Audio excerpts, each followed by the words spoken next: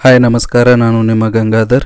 ಈ ವಿಡಿಯೋದಲ್ಲಿ ಹೊಸ ವಂದೇ ಭಾರತ್ ರೈಲಿನ ಆರಂಭ, ಮೈಸೂರಿನಿಂದ ತಮಿಳುನಾಡಿಗೆ ಹೊಸ ರೈಲು, ಹುಬ್ಬಳ್ಳಿ ಗುಂತಕಲ್ ಹೊಸ ಮೆಮು ರೈಲು ಆರಂಭದೊಂದಿಗೆ ರೈಲ್ವೆ ಇಲಾಖೆಯಿಂದ ಹೊರಡಿಸಲಾದ ಇನ್ನಷ್ಟು ಮಾಹಿತಿಯನ್ನು ತಿಳಿದುಕೊಳ್ಳೋಣ. ನೈಋತ್ಯ ರೈಲ್ವೆ ಪ್ರಯಾಣಿಕರ ಸಂಘವು ಈ ಹಿಂದೆ ಇದ್ದ ಹರಿಹರ ಯಶವಂತಪುರ ಇಂಟರ್ಸಿಟಿ ಸೇವೆಯನ್ನೇ ಮುಂಜಾನೆ ಹೊಸಪೇಟೆ, ಹರಪನಹಳ್ಳಿ, ದಾವಣಗೆರೆ, ಯಶವಂತಪುರ ಇಂಟರ್ಸಿಟಿ ಸೇವೆಯನ್ನಾಗಿ ಪ್ರಾರಂಭ ಮಾಡಿದರೆ ಈ ಭಾಗದ ಪ್ರಯಾಣಿಕರಿಗೆ ತುಂಬಾ ಅನುಕೂಲವಾಗಲಿದೆ ಎಂದು ಒತ್ತಾಯಿಸಿದ್ದು ಹಾಗೂ ಗದಗ್ ವಾಡಿ ಮಾರ್ಗದ ಭಾಗವಾಗಿರುವ ಕುಷ್ಟಗಿ, ಹೊಸಪೇಟೆ, ಹರಪನಹಳ್ಳಿ, ದಾವಣಗೆರೆ ಮೂಲಕ ಬೆಂಗಳೂರಿಗೆ ಸಹ ಹೊಸ ರೈಲು ಸೇವೆಯನ್ನು ಆರಂಭಿಸಬೇಕೆಂದು ಒತ್ತಾಯಿಸಲಾಗಿದೆ. ಕೆಎಸ್ಆರ್ ಬೆಂಗಳೂರಿನಿಂದ ಕನ್ಯಾಕುಮಾರಿ ಮಧ್ಯ ಸಂಚರಿಸುವ ಕನ್ಯಾಕುಮಾರಿ ಎಕ್ಸ್ಪ್ರೆಸ್ ರೈಲಿಗೆ ನವೆಂಬರ್ 7ರಂದು ತಮಿಳುನಾಡಿನ ಪೋದನೂರು ರೈಲು ನಿಲ್ದಾಣದಲ್ಲಿ 2 ನಿಮಿಷಗಳ ತಾತ್ಕಾಲಿಕ ನಿಲುಗಡೆಗೆ ಅವಕಾಶ ನೀಡಲಾಗಿದೆ. ಈ ರೈಲು ನವೆಂಬರ್ 7ರಂದು ಮಧ್ಯರಾತ್ರಿ 3 ಗಂಟೆ 13 ನಿಮಿಷಕ್ಕೆ ಪೋದನೂರು ರೈಲು ನಿಲ್ದಾಣಕ್ಕೆ ಆಗಮಿಸಿ 3 ಗಂಟೆ 15 ನಿಮಿಷಕ್ಕೆ ನಿರ್ಗಮಿಸಲಿದೆ. ಅದೇ ರೀತಿ ಹಿಂದಿರುಗುವ ಮಾರ್ಗದಲ್ಲಿ ಇದೇ ರೈಲು ನವೆಂಬರ್ 9ರಂದು ರಾತ್ರಿ 10 ಗಂಟೆ 5 ನಿಮಿಷಕ್ಕೆ ಪೋದನೂರು ನಿಲ್ದಾಣಕ್ಕೆ ಆಗಮಿಸಿ 10 ಗಂಟೆ 7 ನಿಮಿಷಕ್ಕೆ ನಿರ್ಗಮಿಸಲಿದ್ದು, ಪ್ರಯಾಣಿಕರು ಈ ತಾತ್ಕಾಲಿಕ ನಿಲುಗಡೆಯ ಪ್ರಯೋಜನ ಪಡೆದುಕೊಳ್ಳಬೇಕೆಂದು ರೈಲ್ವೆ ಇಲಾಖೆ ಮಾಹಿತಿ ನೀಡಿದೆ.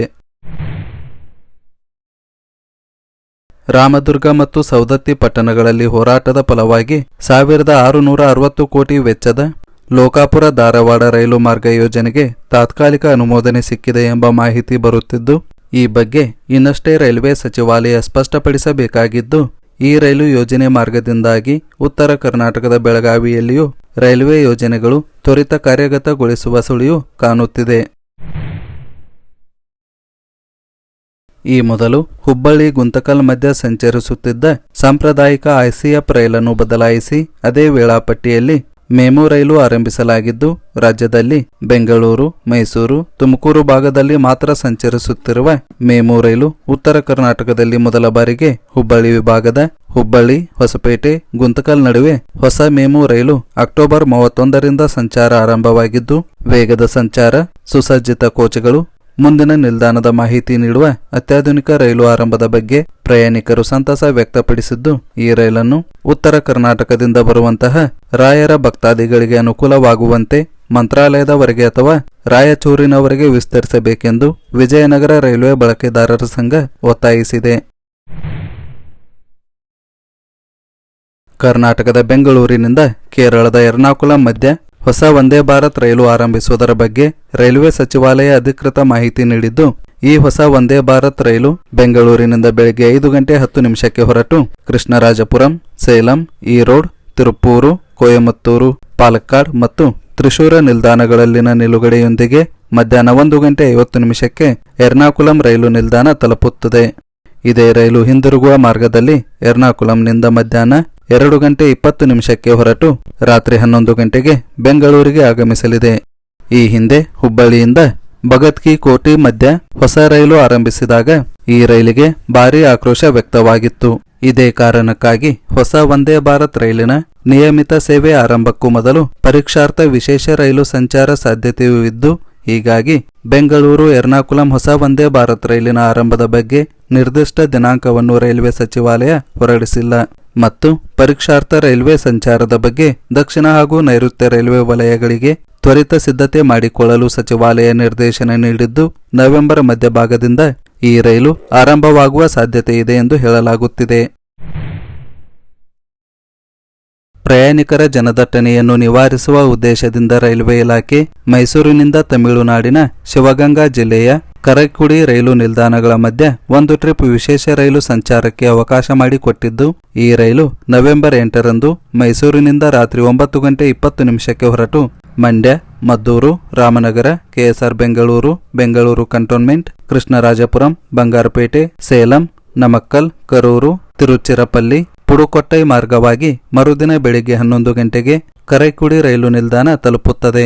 ಇದೇ ರೈಲು ಹಿಂದಿರುಗುವ ಮಾರ್ಗದಲ್ಲಿ ಕರೈಕುಡಿ ರೈಲು ನಿಲ್ದಾಣದಿಂದ ನವೆಂಬರ್ 9ರಂದು ಸಂಜೆ 6 ಗಂಟೆಗೆ ಹೊರಟು ಮರುದಿನ ಬೆಳಿಗ್ಗೆ 7 ಗಂಟೆ 45 ನಿಮಿಷಕ್ಕೆ ಮೈಸೂರು ರೈಲು ನಿಲ್ದಾಣ ತಲುಪಲಿದೆ. ತಿರುವನಂತಪುರಂ ಸೆಂಟ್ರಲ್ನಿಂದ ಮಂಗಳೂರು ಸೆಂಟ್ರಲ್ ಮಧ್ಯೆ ಸಂಚರಿಸುತ್ತಿರುವ ವಂದೇ ಭಾರತ್ ರೈಲಿಗೆ ಈ ಹಿಂದೆ 8 ಕೋಚ್ಗಳಿಂದ 16 ಕೋಚ್ಗಳಿಗೆ ಮೇಲ್ದರ್ಜೆಗೇರಿಸಲಾಗಿತ್ತು. ಸದ್ಯ ಪ್ರಯಾಣಿಕರ ಒತ್ತಾಯ ಮತ್ತು ಬೇಡಿಕೆಯ ಮೇರೆಗೆ 16 ಕೋಚ್ಗಳಿಂದ 20 ಕೋಚ್ಗಳಿಗೆ ಮೇಲ್ದರ್ಜೆಗೇರಿಸಲಾಗಿದ್ದು, ಪ್ರಯಾಣಿಕರು ಇದರ ಸದುಪಯೋಗ ಪಡೆದುಕೊಳ್ಳಲು ರೈಲ್ವೆ ಇಲಾಖೆ ಮಾಹಿತಿ ನೀಡಿದೆ. ಆಗ್ನೇಯ ರೈಲ್ವೆಯ ಚಕ್ರಧಪುರ ವಿಭಾಗದ ಅಧಿಕಾರಿಗಳ ವನ್ಯಜೀವಿ ಸಂರಕ್ಷಣೆ ಮತ್ತು ಕಾರ್ಯಾಚರಣೆಯ ಬಗ್ಗೆ ಎಲ್ಲೆಡೆ ಪ್ರಶಂಸೆ ವ್ಯಕ್ತವಾಗುತ್ತಿದ್ದು, ನವೆಂಬರ್ 1ರಂದು ಶನಿವಾರ ಬೆಳಗಿನ ಜಾವ ಬಿರ್ಸಾ ಮತ್ತು ಡಿ ಕ್ಯಾಬಿನ್ ವಿಭಾಗದ ನಡುವಿನ ಜಾರ್ಖಂಡ್ ಒಡಿಶಾ ಗಡಿಯ ಬಳಿ 22 ಕಾಡು ಆನೆಗಳ ಚಲನವಲನದ ಬಗ್ಗೆ ಫೀಲ್ಡ್ ಅಧಿಕಾರಿಗಳು ಮಾಹಿತಿ ನೀಡಿದ ತಕ್ಷಣ ರೈಲ್ವೆ ಅಧಿಕಾರಿಗಳು ಕ್ರಮ ಕೈಗೊಂಡಿದ್ದು, ಸುಮಾರು 3 ರಿಂದ 4 ಗಂಟೆಗಳ ಕಾಲ ರೈಲುಗಳ ಸಂಚಾರವನ್ನು ಸ್ಥಗಿತಗೊಳಿಸಲಾಗಿತ್ತು ಎಂದು ಹಿರಿಯ ರೈಲ್ವೆ ಅಧಿಕಾರಿಗಳು ಮಾಹಿತಿ ನೀಡಿದ್ದಾರೆ. 22 ಕಾಡು ಆನೆಗಳು ರೈಲು ಹಳಿ ದಾಟುವವರೆಗೂ ಕಾಯ್ದು ನಂತರದಲ್ಲಿ ರೈಲು ಸಂಚಾರಕ್ಕೆ ಅವಕಾಶ ಮಾಡಿಕೊಟ್ಟಿದ್ದು, 12ಕ್ಕೂ ಅಧಿಕ ಎಕ್ಸ್ಪ್ರೆಸ್ ರೈಲುಗಳ ಸಂಚಾರದಲ್ಲಿ ವ್ಯತ್ಯಯ ಉಂಟಾಗಿತ್ತು ಎಂದು ತಿಳಿಸಿದ್ದಾರೆ.